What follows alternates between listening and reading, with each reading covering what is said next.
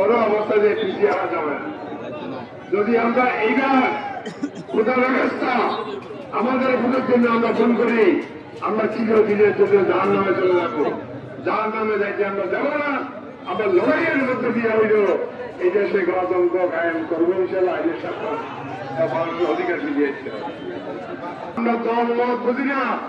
আমরা এই দেশের মানুষের গণতন্ত্র, আইনের শাসন, এমনকি ন্যায় বিচারের দাবিতে এই সংগ্রাম করে জীবন দিয়ে এই পর্যন্ত আমরা এসেছি। এখান থেকে আমরা পিছপা হব না ইনশাআল্লাহ। সামনে নির্বাচনে জনগণের ভোটের মধ্য দিয়ে যারা নির্বাচিত হবেন তারাই দেশ চালাবেন এবং তারাই এই দেশের নেতা হিসেবে কাজ করবেন। তারা কি করবেন?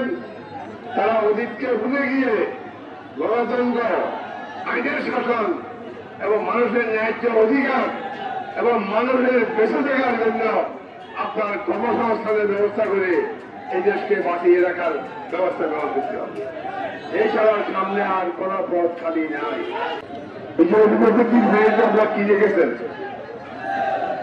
এই বৈঠক থেকে শুরু করে সারা ফেটে জানায় একজন জঘন্য জানোয়ার তার গুন্ডা বাহিনীকে দিয়ে দিয়ে সদস্য প্রোগ্রাম আর সমস্ত অস্ত্র নিয়ে 22 জনকে খুন করেছেন। অসংখ্য মানুষকে হত্যা করেছেন। অসংখ্য মানুষকে আপনার আহত করেছেন। তার মধ্যে দেখানো হয়েছে হিসাবে 8 জন লাশ আর বাকিগুলা গায়েব করে গেছে। আমি মিথ্যা বলছি? অতএব তিনিও কিন্তু সেই রাজ্যে ধরে আর এই দেশে থাকতে পারেন নাই। সুতরাং এখান থেকে আমাদের শিক্ষা নিতে হবে, পৃথিবীর কোন জানোয়ার জালেম খুনি রক্ষা পাবে না আমাদের তত্ত্বাবধায়ক সরকার। আমরা সবাই দাবি তত্ত্বাবধায়ক সরকার কথা দিয়েছেন গণতন্ত্রের মধ্য দিয়ে সকলের মতামতের ভিত্তিতে যে একটা গণতান্ত্রিক সরকার প্রতিষ্ঠা হবে, তারাই আগামী বাংলাদেশটা হবে। এটা আমরা অত্যন্ত খুশি। আমরা তাদেরকে সহযোগিতা করতে প্রস্তুত, কিন্তু এই জীবনে কিছু কিছু সহযোগিতা শুরু হয়ে গেছে, যাতে করে এই সরকারকে কোন রকমে আপনার এলোমেলো করে শেষ করে দেওয়া যায়। আপনার আগামী ফেব্রুয়ারির দিকে নির্বাচন হওয়ার সম্ভাবনা বেশি।